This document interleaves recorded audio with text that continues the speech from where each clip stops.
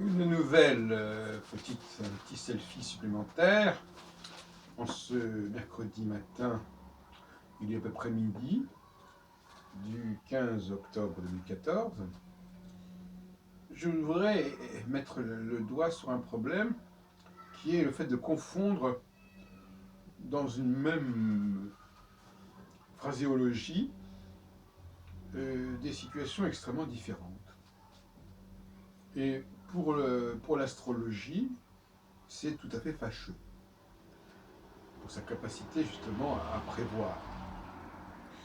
Car si récemment j'ai eu des doutes sur l'intérêt qu'il y avait à prévoir, l'astrologie reste néanmoins un des moyens les plus efficaces de prévoir, parce que justement, elle a, grâce à moi, retrouvé une sorte de dynamique initiale qui reflète des phénomènes subconscients, des cultures subconscientes, qui sont actuellement à l'œuvre, et qui le sont depuis d'ailleurs toujours. Et ces structures subconscientes, elles ont la particularité notamment d'obéir à des cycles astronomiques que l'on connaît bien, qui sont parfaitement définissables et qu'on peut projeter indéfiniment dans le futur, comme dans le passé d'ailleurs. Bon, ça ne veut absolument pas dire, bien évidemment, que l'on peut tout prévoir, mais on peut prévoir dans une certaine généralité, je dirais, certains types de situations, certains types d'événements, et c'est déjà une information extrêmement précieuse. Donc je reviens sur la problématique que je voulais développer ce matin, au niveau géopolitique.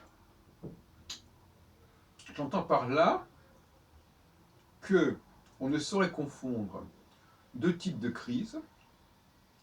La crise qui remet en question la légitimité d'un chef providentiel, d'un chef charismatique, qui se serait imposé par son génie propre, et la crise qui, au contraire, vient de l'émergence d'un tel chef qui refuse une certaine forme d'ordre des choses assez confus qui serait en place. Alors, je vais essayer de donner quelques exemples de mon propos, peut-être un peu trop allusif et général. Si on prend, je reviens sur ce que j'ai dit dans d'autres vidéos, mais je change d'angle. Si on prend les événements de 1989, par exemple, j'en parle d'autant plus qu'il y a eu une prévision d'André Barbeau dès 1953 ou 52 sur cette année 89. Donc ça nous intéresse de savoir si sa prévision a été confirmée ou pas, ce qui dépend évidemment de la formulation même de cette prévision, ou de l'absence de formulation. Qu'est-ce qui s'est passé en 1989 ? C'est la question qui se pose. Avant de vouloir expliquer astrologiquement quelque chose, encore faut-il savoir ce qui s'est passé.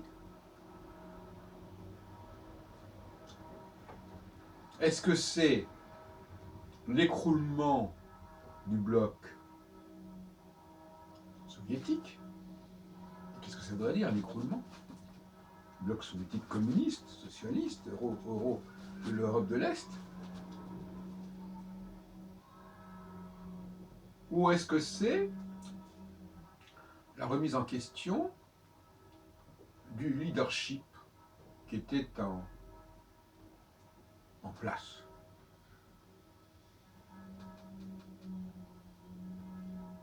C'est pas du tout la même chose.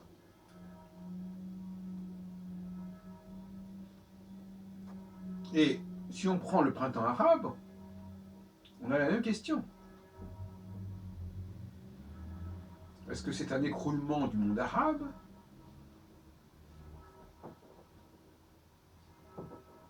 Ou est-ce que c'est une remise en question des chefs? des raïs, des guides.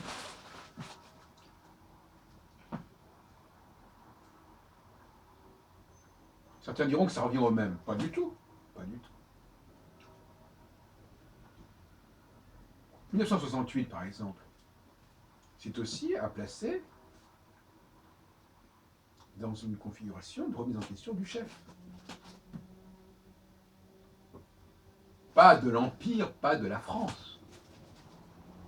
C'est pas un processus d'autonomisation ou de sécession. Alors, dans le cas de 1989, il peut y avoir des complications au niveau de la lecture, mais fondamentalement, au départ, comme en 2011, c'est une volonté de plus grande démocratie, disons, tout simplement. Ce sont les revendications fondamentales de la démocratie. Nous voulons de la démocratie. Et nous voulons que les chefs soient élus par nous, et non pas par en haut. Voilà. C'est une demande tout à fait compréhensible au regard de l'astrologie telle que je la conçois. Puisqu'en face de disjonction, on a une remise en question de la légitimité des chefs, et on veut remplacer ces chefs-là par d'autres chefs qui émaneraient des rangs, qui sortiraient des rangs du peuple et des surnoms. Banal. Même avant que s'instituent les constitutions démocratiques, il est probable que cette revendication périodique ait existé. J'ai pas me souvenir.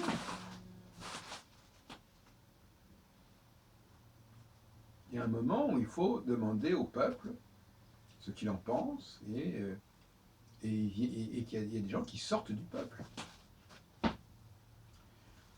Alors, la question sur laquelle j'étais resté l'autre jour, qui fait que les choses sont très compliquées, c'est que comment distinguer le vrai du faux, si on peut dire. Là, je suis un peu polémique, mais je ne peux pas éviter cette question.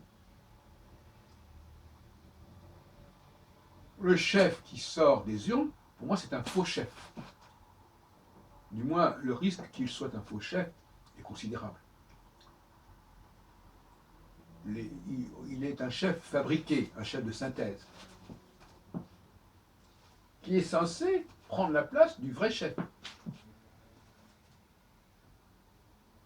On sait par exemple, en ce qui concerne la Ve République, que la Ve République a à la fois été une république faite sur mesure, si on peut dire, pour De Gaulle, du moins à partir de 1962, avec l'élection du suffrage universel, mais en même temps, une façon de fabriquer du De Gaulle, après De Gaulle. Ce qui d'ailleurs était le cas, on appelle les monarques républicains. C'est-à-dire que le mode d'élection suffirait à déterminer le vrai chef. Le suffrage universel produirait des vrais chefs. C'est là qu'on parle d'une crise des institutions. Parce que, est-ce que c'est vrai? Est-ce qu'il faut croire à une telle affirmation, à un tel procédé? Je crois qu'il faut raison garder et dire, bien évidemment, quand il n'y a pas de vrai chef, il faut en fabriquer de faux. C'est un pis-aller, mais il faut le faire. Le problème, c'est que dans ce cas-là, on ne peut pas se fier à un simple calendrier qui, tous les 4 ans, ou 5 ans, ou 7 ans, détermine qu'il faut des élections. Si effectivement, il y a des moments où il y a des vrais chefs ou des faux chefs, eh bien, il serait regrettable qu'au moment même où un vrai chef est en place, on le remplaça par un faux chef, tout simplement parce que le calendrier électoral le veut, l'a décidé, l'a fixé, à l'avance, sans tenir compte du présent. Ce qui nous amène à une révision complète de la philosophie du droit constitutionnel au regard des théories cycliques. Je répète pour la petite histoire que je me suis initié à l'astrologie en même temps que je me suis initié au droit constitutionnel. Dans les années 65, 67, 68. Mais à l'époque, évidemment, je ne savais pas exactement quels étaient les enjeux. J'apprenais le droit constitutionnel, bon voilà, il y a telle constitution qui dit que on va faire des élections tous les temps, etc. Bon. J'étais loin de penser ce que je pense aujourd'hui. Mais c'était à l'œuvre, quelque part, probablement. C'était prémonitoire. Donc,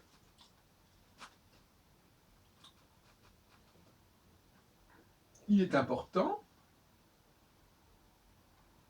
que lorsqu'il y a une crise de confiance envers le chef, quand on s'aperçoit que le chef décline, n'est plus à la hauteur, ne joue plus le rôle qu'il doit jouer, il y a deux solutions. Soit on le remplace par un autre chef du même gabarit, on peut dire, soit on fait des élections. Il faudrait en quelque sorte lier l'élection du président de la République à un référendum.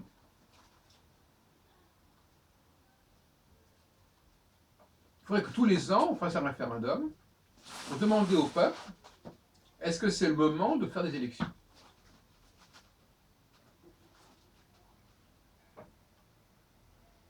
Toute nouvelle élection, les élections n'auraient pas de caractère automatique, elles seraient conditionnées par un référendum.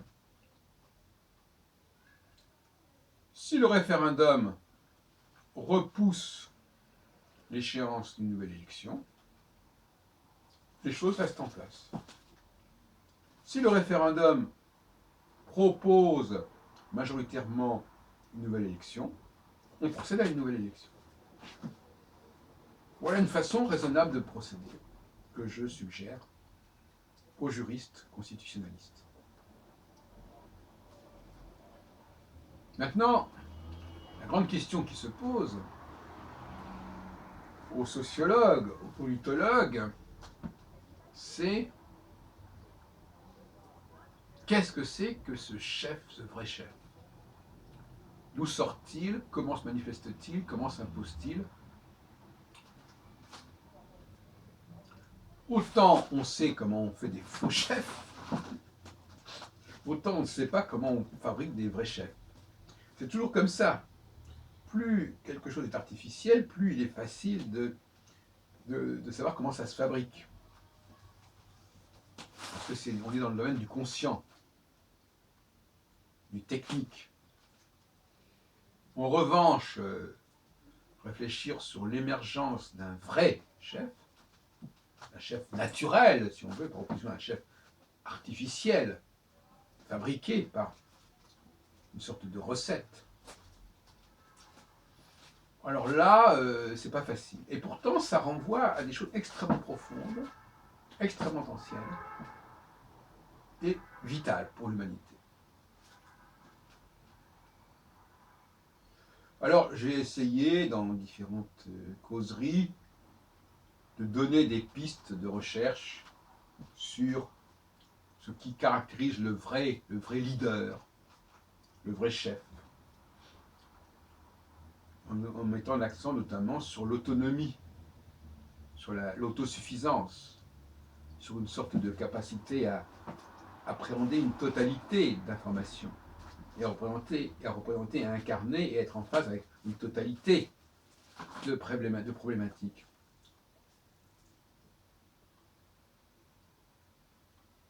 Là aussi, il y a une espèce de double langage, si vous voulez. Parce que le faux chef, il va représenter de facto la société, puisqu'il a été élu par cette société. Mais en même temps, le vrai chef aussi va incarner cette société. Il va l'incarner d'une manière beaucoup plus prégnante, parce que, effectivement, il est complètement en phase avec cette société. Viscéralement en phase. C'est là que la question se pose, c'est là que le bas blesse quelque part. Comment peut-on rationaliser l'émergence du vrai chef sans passer par le processus électoral? Faut-il valider le coup d'État? Faut-il que la société soit suffisamment sage et perspicace pour déterminer qui est le vrai chef? Cela dit, il y a une méthode qui n'est pas mauvaise et qui est appliquée depuis des siècles, c'est le choix du Premier ministre, ou on l'appellera comme on voudra. Mazarin, par exemple, a été choisi par Louis XIV, par sa mère, Anne d'Autriche. Il a été appelé. Et on pourrait donner des tas d'exemples, même sous la Ve République, de premiers ministres qui ont été appelés, de favoris, pour parler comme ça se faisait en Angleterre. Le rôle du monarque républicain ou du monarque héréditaire, c'est justement peut-être de faire venir le chef, sans passer par le processus électoral. Est-ce que Pompidou a été nommé Premier ministre par De Gaulle parce qu'il était élu? Non, il n'a pas été élu. Est-ce que Raymond Barre a été coopté, si on peut dire, par Giscard d'Estaing du fait d'un suffrage quelconque? Non. Et on pourrait dire la même chose de toutes sortes d'autres cas. Ce qui sauve la Ve République. J'ai lu l'autre jour, je crois que c'était Claude Bartholonnet qui disait qu'il faut supprimer la fonction de Premier ministre. Mais c'est une aberration totale. La fonction du Premier ministre est absolument vitale. Car en réalité, c'est aussi ce qu'on appelle le vizir dans le monde arabe. En réalité, tout tourne autour du Premier ministre. Donc, quelque part, au fond, qu'on élise un président de la République ou qu'on maintienne au pouvoir un monarque, c'est pas tellement un problème. Du moment qu'il n'a pas d'autre pouvoir que de nommer le vrai chef. Lui, il est un chef, le monarque ou le président de la République sont des chefs constitutionnels, institutionnels, des faux chefs, si on peut dire. Et leur tâche est de choisir un vrai chef, de faire le bon choix, tout simplement. Donc, au contraire, l'élément pivot d'un régime politique, c'est le choix que fait le monarque, quelles que soient ses origines et sa légitimité, son mode de légitimité, du Premier ministre, ou du favori, ou du vizir, ou du Prime Minister, ou du président du Conseil, ce qu'on voudra. C'est ça qui est essentiel. C'est le Premier ministre, c'est une pièce maîtresse du système, qui sauve la Ve République, qui a toujours sauvé la Ve République. La Ve République n'est pas une république monarchique, présidentielle, ou une république parlementaire, c'est une république du Premier ministre. Alors on pourrait peut-être trouver un concept à ce sujet. faire l'histoire des premiers ministres, à travers les âges. Je ne sais pas si ça a été fait. Car il joue. Et en plus, ce qui est intéressant, c'est que le Premier ministre, il a existé bien avant qu'on mette en place des élections. Donc c'est un personnage qui traverse toute l'histoire de l'humanité. Et qui continue à exister aussi bien au sein d'une monarchie constitutionnelle que d'un système comme les États-Unis, où le Premier ministre, c'est aussi, par exemple, le secrétaire d'État, qui peut changer. La force du Premier ministre, c'est qu'il est amovible. C'est ça qui fait sa légitimité, paradoxalement. Puisqu'il est amovible, ça veut dire que si on le garde, c'est qu'on a des bonnes raisons de le garder.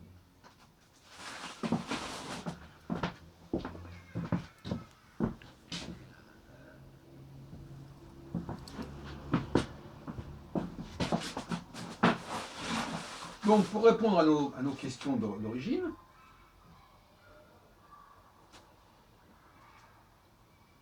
la crise politique peut venir de l'émergence d'un personnage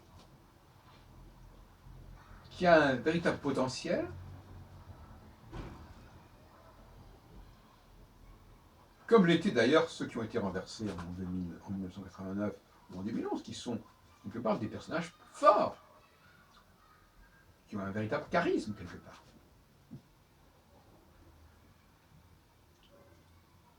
Quand ces personnages tombent, on va avoir affaire à une sorte de processus constitutionnel avec ce qu'on a dit tout à l'heure. Mais quand ces personnages apparaissent, émergent, quand ils sont mis en avant par le monarque, par le Premier ministre, par le président public, ou par je ne sais quel autre système, de parti par exemple, eh bien, cela peut aboutir à un phénomène de protectionnisme, un phénomène de sécession, un phénomène d'autonomie. Et c'est ce qui s'est passé actuellement avec les questions de l'Écosse, avec la question de la Catalogne, etc. Ou dans d'autres, ou même en Afrique, ou même par exemple avec les fameux États islamiques, qui sait. L'arrivée d'un personnage puissant sur l'échiquier politique, géopolitique, peut avoir des effets considérables, qui correspondent à la conjonction de Saturne avec une des 4 étoiles fixes royales. Tandis que le fait de dégager des personnages en place correspondrait à la disjonction. Voilà ce que je dirais pour ce matin.